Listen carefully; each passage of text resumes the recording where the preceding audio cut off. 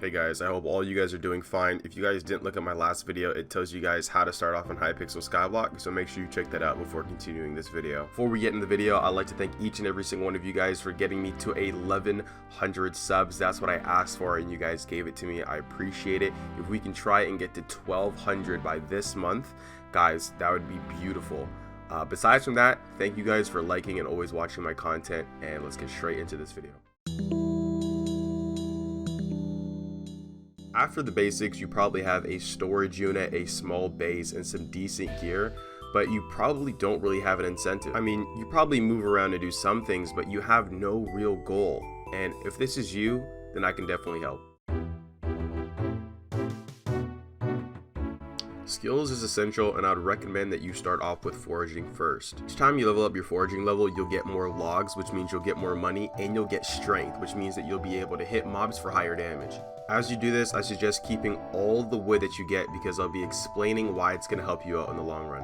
Now next would be a cobblestone generator. Now if you didn't build it, you need to build one now. Being in this cobblestone generator is probably one of the most least click intensive things in this game. Throughout the game that you'll see that defense is actually huge, and the less that you get hit will be a great benefit. Now one of the things that people like is dungeons, so make sure you guys get your mining level up. You can also get super compactors while mining in your cobblestone generator. You can use this on your minions so that way you don't need to collect it all the time, or you can sell it to Bazaar, which will sell for around 400 to 500k.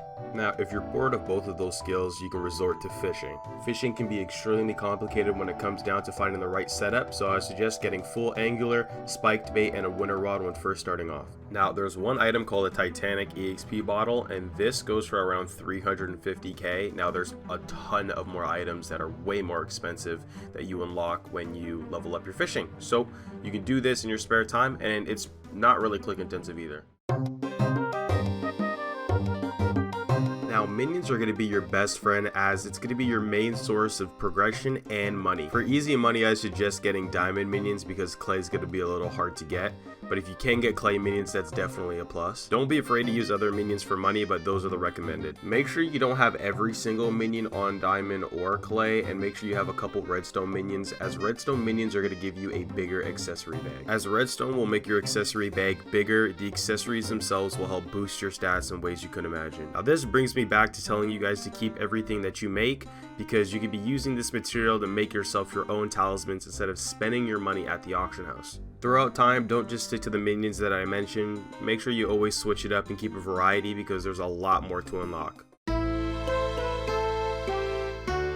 Money is super crucial at the beginning. Please use this to reinvest in your minions and reinvest in farms. Do not pay for ender armor. Do not pay for an AOTE.